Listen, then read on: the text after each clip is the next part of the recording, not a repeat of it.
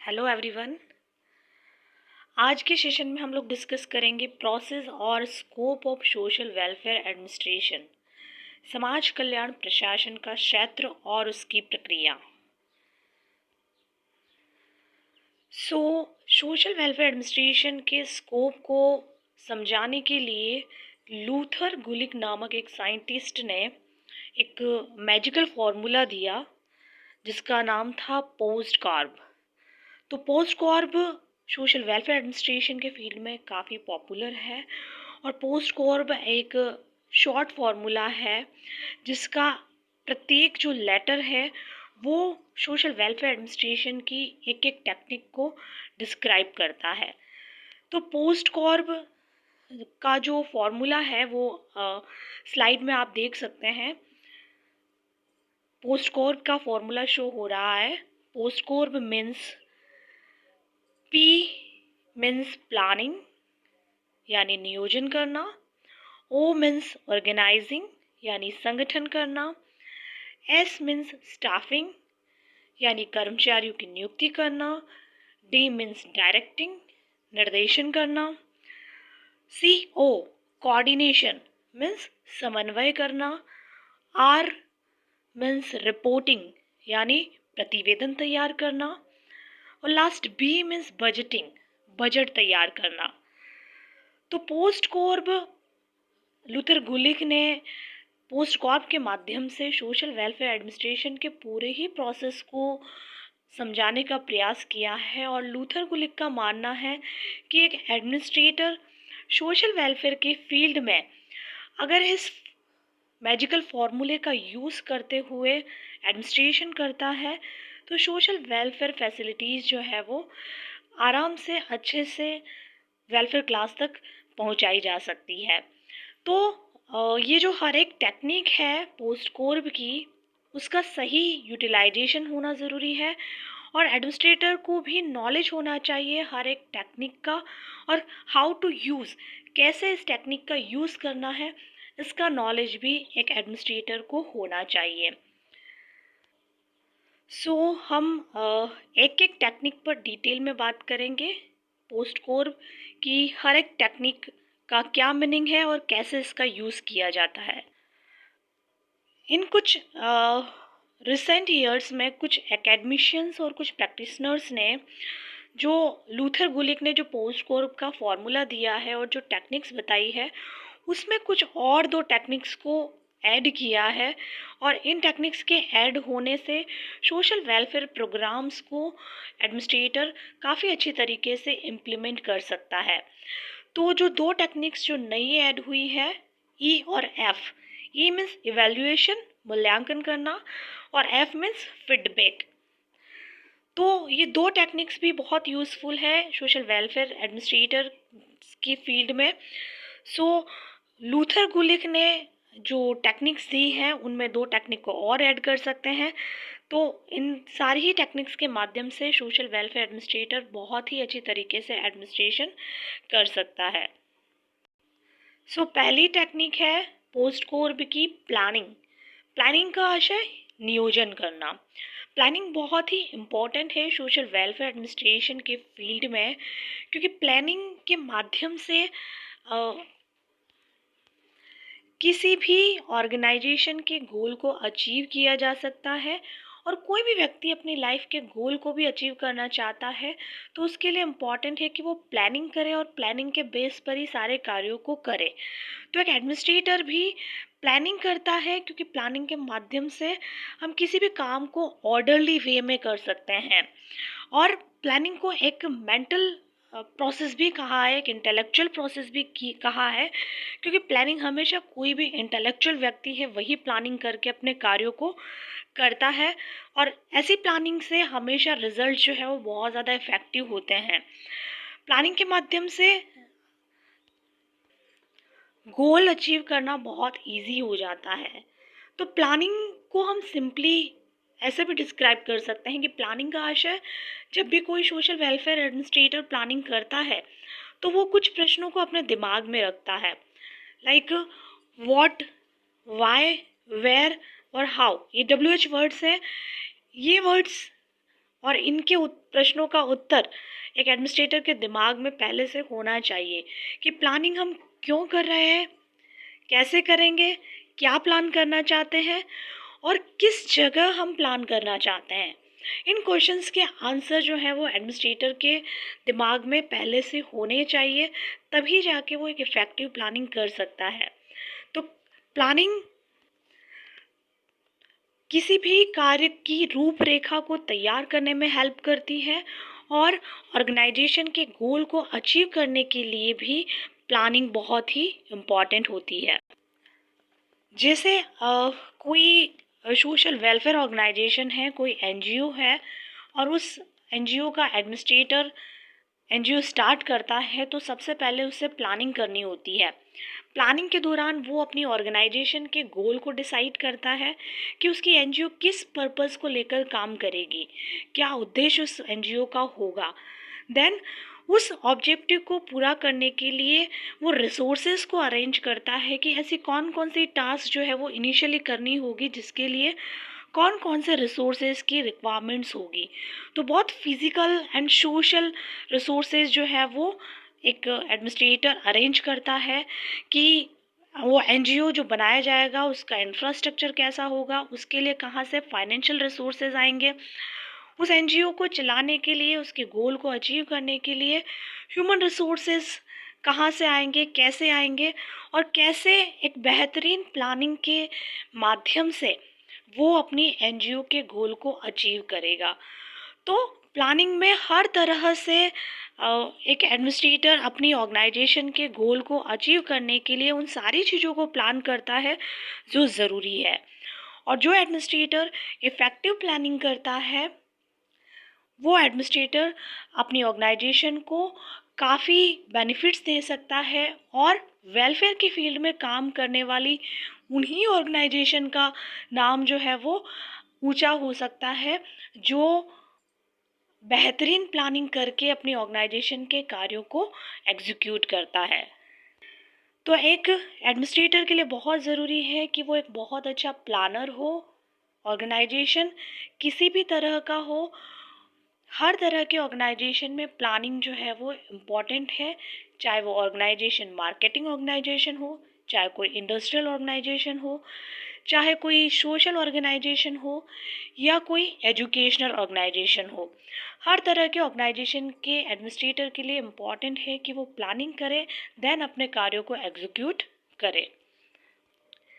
Next है organising, जिसको हिंदी में हम कहते हैं संगठित करना। एक एडमिनिस्ट्रेटर एक अच्छा ऑर्गेनाइज़र भी होना चाहिए और ऑर्गेनाइजिंग एक स्किल है जिसके माध्यम से डिफरेंट डिफरेंट रिसोर्सेज को अरेंज किया जाता है और सिस्टमेटिकली मैनर में एक एडमिनिस्ट्रेटर ऑर्गेनाइजिंग के माध्यम से ही किसी भी ऑर्गेनाइजेशन के गोल को अचीव करता है। तो सोशल वेलफेयर के फील्ड में कोई भी एडमिनिस्ट्रेटर सोशल वेलफेयर का गोल अचीव करना चाहता है, तो उसके लिए इम्पॉर्टेंट है कि वो किसी न किसी ऑर्गेनाइजेशन का निर्माण करे और उसी के माध्यम से उस गोल को अचीव करें। हम सोशल वेलफेयर की हिस्ट्री में भी बात कर चुके हैं कि अब प्रेजेंट कंडीशन में सोशल वेलफेयर सर्विसेज जो है वो किसी न किसी ऑर्गेनाइजेशन के थ्रू ही नीडी लोगों को पहुंचाई जाती है।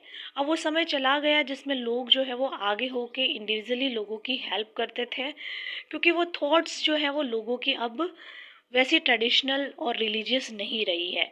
तो आज के समय में सोशल वेलफेयर ऑर्गेनाइजेशन के माध्यम से ही लोगों को वेलफेयर सर्विस प्रोवाइड की जाती है। तो एडमिनिस्ट्रेटर की ड्यूटी है कि वो अपने ऑर्गेनाइजेशन को बहुत ही अच्छी तरीके से ऑर्गेनाइज करें, उसमें क्या रिसोर्सेज की रिक्वायरमेंट है उसको आइडेंटिफाई करें, और ऑर्गेनाइजेशन का हायरार्किकल स्टेटस क्या होगा उसको भी तैयार करें, और उस एजेंसी की स्मूथ रनिंग के लिए, स्मूथ फंक्शनिंग हो, उसके लिए क्या कैपेबिलिटीज़ जो है वो एसोसिएट्स के अंदर चाहिए उनको भी ऑर्गेनाइज करें कि कैसे लोग उस ऑर्गेनाइजेशन में होंगे जिससे कि उस ऑर्गेनाइजेशन के गोल को अच्छे से अचीव किया जा सकता है। ऑर्गेनाइजेशन के अंदर किस तरह का सेटअप होगा, कौन कौन से डिपार्टमेंट्स होंगे, क्योंकि हर एक ऑर्गेनाइजेशन के गोल को अचीव करने के लिए वो ऑर्गेनाइजेशन अपनी ऑर्गेनाइजेशन के अंदर बहुत सारे डिपार्टमेंट्स बनाता है, क्योंकि सारे डिपार्टमेंट्स काम जो है वो अलग अलग करते हैं, अलग अलग सर्विसेज उनके माध्यम से दी जाती है, लेकिन ऑर्गेनाइजेशन एक होता है और सारे डिपार्टमेंट्स का गोल एक होता है। लेकिन उस गोल को अचीव करने के लिए अलग अलग ऑफिसेज, अलग अलग डिपार्टमेंट्स बनाए जाते हैं, जिसमें अलग अलग लोगों को रखा जाता है उन कार्यों को करने के लिए। तो ऑर्गेनाइजेशन बनाने के लिए और ऑर्गेनाइजिंग करने की यह एक आर्ट है, एक स्किल है जो एक अच्छे एडमिनिस्ट्रेटर में होनी चाहिए, कि वो जिस संगठन के माध्यम से सर्विसेज प्रोवाइड करना चाहता है वो ऑर्गेनाइजेशन कैसा हो, उस ऑर्गेनाइजेशन की पॉलिसी क्या होगी, उसके रूल्स रेगुलेशन क्या होंगे, और उस ऑर्गेनाइजेशन के माध्यम से कौन कौन से क्षेत्रों में सर्विसेज प्रोवाइड की जाएगी, और उसके लिए कौन कौन से विभाग उस ऑर्गेनाइजेशन में स्टैब्लिश करने होंगे।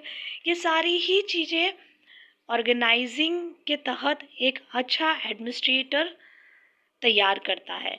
तो ऑर्गेनाइजिंग एक स्किल है जिसमें हम हर तरह की चीज़ों को अरेंज करते हैं और सिस्टमेटिकली वे में उन चीज़ों को एक अच्छा स्वरूप प्रदान करते हैं। सोशल वेलफेयर एडमिनिस्ट्रेशन का तीसरा फंक्शन है, तीसरा स्कोप है स्टाफिंग। स्टाफिंग को हिंदी में हम कर्मचारी नियुक्ति कहते हैं। और कोई भी ऑर्गेनाइजेशन बिना ह्यूमन रिसोर्स के नहीं चल सकता है।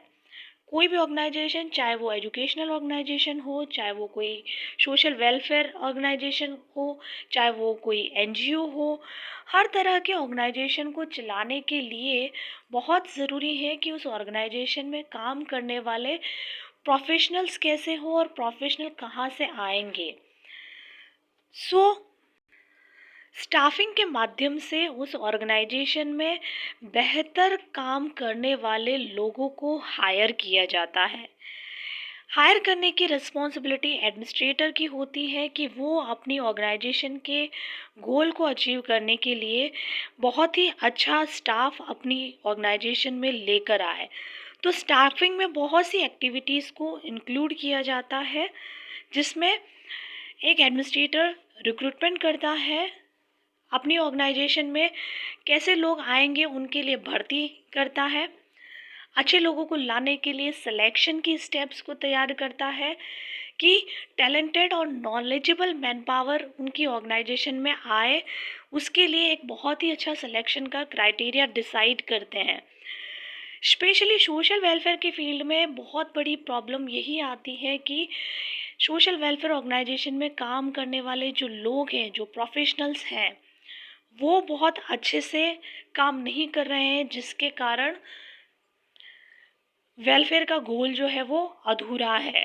इतने सारे एनजीओज़ हैं जिनके माध्यम से सोशल वेलफेयर के फील्ड में काम हो रहा है, लेकिन फिर भी इतना इफ़ेक्टिव काम नहीं हो पा रहा है, इतना अच्छा रिज़ल्ट नहीं मिल पा रहा है। उसके पीछे का रीज़न यही है कि प्रोफेशनल जो उस ऑर्गेनाइजेशन में काम कर रहे हैं, वो एनजीओ सही प्रोफेशनल्स को हायर नहीं कर रही है, और उसके लिए वो शायद सिलेक्शन का सही प्रोसेस यूज़ में नहीं ले रही है, जिसके कारण ऐसे अनट्रेंड प्रोफेशनल आ रहे हैं जो वेलफेयर के फील्ड में अच्छे से काम नहीं कर सकते हैं। तो यहाँ एनजीओ के लिए भी बहुत इम्पॉर्टेंट है कि वो बहुत अच्छे सोशल वर्कर को हायर करे, और हायर करने के बाद में भी कई बार अच्छे सोशल वर्कर हायर करने के बाद में भी एक समय तक वो वर्कर्स काम करते हैं, उसके बाद में वो इफ़ेक्टिव सर्विसेज नहीं देते हैं। तो वहाँ के एडमिनिस्ट्रेटर की रिस्पॉन्सिबिलिटी है कि वो उन प्रोफेशनल को प्रॉपर सर्विस कंडीशंस प्रोवाइड करे, उनको एक बहुत अच्छा सैलरी का पैकेज दे, उनको time to time promotion provide करें, उनको लीव बेनिफिट्स दे, वर्किंग कंडीशन जो है वो काफ़ी अच्छी होनी चाहिए, उन प्रोफेशनल को वेलफेयर की सर्विसेज भी प्रोवाइड करें। जहाँ कहीं आवश्यकता है कि प्रोफेशनल्स की स्किल्स में कमी है या नॉलेज में कमी है, तो वहाँ वो एडमिनिस्ट्रेटर उन प्रोफेशनल को ट्रेनिंग भी दे, क्योंकि ट्रेनिंग भी बहुत ज़रूरी है। हर सोशल वर्कर, हर प्रोफेशनल हर फील्ड में ट्रेंड नहीं होता है। स्टार्टिंग में कोई भी सोशल वर्कर हो, प्रोफेशनल हो, वो सिर्फ डिग्री लेकर जाता है, डिग्री बेस पर ही उसका सिलेक्शन होता है, लेकिन कई बार काम के दौरान उनका कॉम्पेबिलिटी नहीं आता है, परफॉर्मेंस जो है वो इतना अच्छा नहीं होता है। ऐसी स्थिति में कुछ स्किल्स की कमी रह जाती है, तो एडमिनिस्ट्रेटर की ड्यूटी है कि वो हर फील्ड में उन प्रोफेशनल को ट्रेंड करे, उनको ट्रेनिंग दे, उनको ओरिएंटेशन दे। नए एम्प्लॉयज़ अगर ऑर्गेनाइजेशन में आते हैं तो उनको ओरिएंटेशन देना बहुत ज़रूरी है, उनको उस ऑर्गेनाइजेशन से के कल्चर से अवेयर करवाना चाहिए, ऑर्गेनाइजेशन की फंक्शंस क्या हैं उसके बारे में जानकारी देनी चाहिए, और सुपरविज़न करना भी ज़रूरी है, तभी जाके प्रोफेशनल इफ़ेक्टिव वर्क करेंगे। साथ ही उन प्रोफेशनल्स की जो प्रॉब्लम्स हैं, उन प्रॉब्लम्स को भी एडमिनिस्ट्रेटर को सुनना चाहिए। उसके लिए एक बहुत अच्छा ग्रीवेंस प्रोसीजर होना चाहिए, जिसके माध्यम से एक एडमिनिस्ट्रेटर उनकी प्रॉब्लम को सुने। साथ ही इन प्रोफेशनल्स के रिटायरमेंट के भी कुछ रूल्स होने चाहिए, क्योंकि गवर्नमेंट सेक्टर में तो एम्प्लॉयज़ काफ़ी ज़्यादा जॉब को लेकर सिक्योर होते हैं और अच्छे से काम भी करते हैं, क्योंकि उनको जॉब को लेकर सिक्योरिटी होती है। लेकिन कई बार प्राइवेट सेक्टर में, एनजीओ सेक्टर में जो है वो जॉब की सिक्योरिटी नहीं होती है, तो कहीं ना कहीं ऐसे एम्प्लॉयज़ के लिए, ऐसे प्रोफेशनल्स के लिए एडमिनिस्ट्रेटर को कुछ रिटायरमेंट के रूल्स और कुछ बेनिफिट्स भी प्रोवाइड करने चाहिए, ताकि वो प्रोफेशनल उस ऑर्गेनाइजेशन में आने के बाद से लेकर जब तक जाएगा तब तक जो है वो अच्छे से परफॉर्मेंस दे पाएगा। तो स्टाफिंग बहुत इम्पॉर्टेंट है सोशल वेलफेयर एडमिनिस्ट्रेशन के फील्ड में। हालांकि ये जो स्टाफिंग है वो हर ऑर्गेनाइजेशन में होती है, चाहे वो कोई कंपनी हो, चाहे कोई इंडस्ट्री हो, चाहे कोई बैंकिंग इन कंपनी हो, हर जगह स्टाफिंग होती है, क्योंकि बिना स्टाफ के कोई भी ऑर्गेनाइजेशन काम नहीं कर सकता है। लेकिन सोशल वेलफेयर के फील्ड में भी रिसेंटली स्टाफिंग पे बहुत ज़्यादा फोकस किया जाने लगा है, क्योंकि जो सोशल वेलफेयर की गवर्नमेंट ऑर्गेनाइजेशन है या एनजीओज़ हैं, उनमें काम करने वाले प्रोफेशनल जो हैं वो ट्रेंड नहीं है। ट्रेंड है तो वो इफ़ेक्टिवली काम नहीं कर रहे हैं, क्योंकि उनको प्रॉपर उनको सर्विसेज प्रोवाइड नहीं की जा रही है, जो उनकी नीड है उनके अकॉर्डिंगली उनको बेनिफिट्स नहीं दिए जा रहे हैं, जिसके कारण प्रोफेशनल्स एक बार ऑर्गेनाइजेशन में आ तो जाते हैं, लेकिन बाद में वो बहुत ज़्यादा मोनोटोमस हो जाते हैं और उसके कारण वो काम को प्रॉपरली नहीं करते हैं, और उसका जो लॉस है वो सोशल वेलफेयर के फील्ड में उन लोगों को भोगना पड़ता है जो वेलफेयर क्लास है। लाइक जो महिलाएं हैं, जो बच्चे हैं, जो ओल्ड एज पर्सन हैं, जो ट्राइबल वुमेन्स हैं, जिनके लिए वो एनजीओ काम कर रहा है। तो एनजीओ तो काफ़ी लंबे समय से काम कर रहा है, लेकिन रिजल्ट कुछ भी नहीं आ रहा है।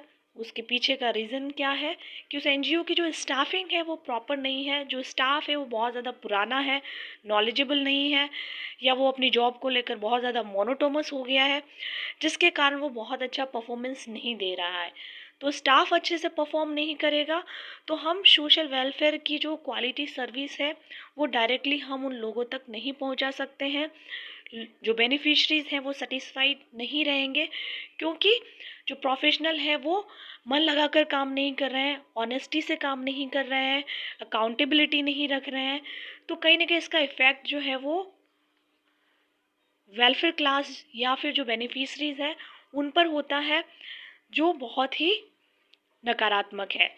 तो एक एडमिनिस्ट्रेटर का रिस्पॉन्सिबिलिटी है कि वो प्रॉपर स्टाफिंग करे अपनी एनजीओ में, अपनी ऑर्गेनाइजेशन में, तभी जाके वो अपनी ऑर्गेनाइजेशन के गोल को अचीव कर सकता है। नेक्स्ट फंक्शन है, नेक्स्ट स्कोप है डायरेक्टिंग। डायरेक्टिंग का आशय निर्देशन करना, निर्देशित करना, किसी चीज़ को डायरेक्ट करना, गाइड करना। डायरेक्शन में किसी भी काम को प्रॉपर वे में करने के लिए स्टाफ को ओरली या रिटर्न में इंस्ट्रक्शन दिए जाते हैं। किसके माध्यम से दिए जाते हैं? डायरेक्ट करने वाला जो डायरेक्टर है या जो एडमिनिस्ट्रेटर है किसी ऑर्गेनाइजेशन के अंदर, तो उनकी ड्यूटी है कि वो डायरेक्शन प्रोवाइड करें, क्योंकि डायरेक्शन के माध्यम से ही कोई भी टीम बहुत अच्छे से काम कर सकती है। और ऑर्गेनाइजेशन के गोल को अचीव करने के लिए बहुत ज़रूरी है कि वो डायरेक्शन की टास्क को फॉलो करें। प्रॉपर डायरेक्शन प्रॉपर टाइम पर अगर किसी भी टीम को दिए जाएंगे तो डेफिनेटली टीम जो है वो सही डायरेक्शन में काम करेगी, और जो प्रोफेशनल्स हैं वो अपने टाइम का सही यूटिलाइजेशन भी करेंगे। क्योंकि कई बार एनजीओज़ में भी देखा जाता है या वेलफेयर ऑर्गेनाइजेशन में भी देखा जाता है कि जो नए एम्प्लॉयज़ आते हैं उनको स्टार्टिंग से ही जो है वो डायरेक्शन प्रॉपर नहीं मिला है, तो वो जानते ही नहीं कि उनकी रोल क्या है, उनकी ड्यूटीज़ क्या हैं, उनको क्या काम करना है। तो यहाँ बहुत इम्पॉर्टेंट है कि एडमिनिस्ट्रेटर टाइम से या जैसे ही एम्प्लॉयज़ आते हैं उस समय उनको डायरेक्शन दे कि उनका क्या काम है। साथ ही क्योंकि हम जानते हैं कि एक इंसान का स्वभाव जो है वो बहुत ज़्यादा केयरलेस होता है, एक बार कहने के बाद में भी वो वापस जो डायरेक्शन दिया है उन चीज़ों को भूल जाते हैं। तो यहाँ डायरेक्शन सिर्फ वन टाइम नहीं देना है, बल्कि जब तक वो एम्प्लॉयज़ ऑर्गेनाइजेशन में है, वो सोशल वर्कर, वो प्रोफेशनल जब तक वो काम कर रहा है तब तक हर एक स्टेप पर डायरेक्टर की ड्यूटी है, एडमिनिस्ट्रेटर की ड्यूटी है कि वो उन लोगों को टाइम टू टाइम डायरेक्शन देता रहे। क्योंकि प्रॉपर डायरेक्शन देने से एजेंसी के कार्यों को रेगुलरली और बहुत अच्छे से किया जा सकता है, और जो इंस्ट्रक्शन और जो रूल्स हैं वो डायरेक्शन के दौरान एक डायरेक्टर की ड्यूटी है, डायरेक्शन देने वाले एडमिनिस्ट्रेटर की ड्यूटी है कि वो ऐसे रूल्स बनाए, ऐसे इंस्ट्रक्शन दे कि कोई भी प्रोफेशनल जो है वो अपने वर्क को सही तरीके से परफॉर्म कर पाए। तो कई बार स्टाफिंग बहुत अच्छी होती है, बहुत अच्छे प्रोफेशनल्स उस ऑर्गेनाइजेशन में आ जाते हैं, लेकिन एडमिनिस्ट्रेटर जो है वो प्रॉपरली उन प्रोफेशनल्स को गाइड नहीं करता है, उनको गाइडेंस नहीं देता है, उनको डायरेक्शन नहीं देता है, और विदाउट डायरेक्शन कोई भी प्रोफेशनल जो है वो सही तरीके से काम नहीं कर पाएगा। तो यहाँ पर डायरेक्शन देने वाले अथॉरिटी की रिस्पॉन्सिबिलिटी है कि वो प्रोफेशनल को हर लेवल पर डायरेक्शन प्रोवाइड करे, एक्यूरेट डायरेक्शन प्रोवाइड करे, टाइम से डायरेक्शन प्रोवाइड करे, तभी जाके वो प्रोफेशनल उस फील्ड में बहुत अच्छे से काम कर पाएंगे। तो सोशल वेलफेयर ऑर्गेनाइजेशन के माध्यम से कोई भी प्रोग्राम ऑर्गेनाइज किया जा रहा है तो वहाँ पर उन प्रोफेशनल को सही डायरेक्शन देना एक एडमिनिस्ट्रेटर की रिस्पॉन्सिबिलिटी है। तो ये कुछ पोस्ट कॉर्प के तहत कुछ टेक्निक्स हैं, कुछ फंक्शंस हैं जिसके माध्यम से अगर कोई सोशल वेलफेयर एडमिनिस्ट्रेटर काम करेगा तो डेफिनेटली वो इफ़ेक्टिव सर्विसेज फील्ड में दे पाएगा। आगे की जो 3 प्रोसेस है उसको हम नेक्स्ट वीडियो में डिस्कस करेंगे। अभी के लिए इतना ही। Thank you.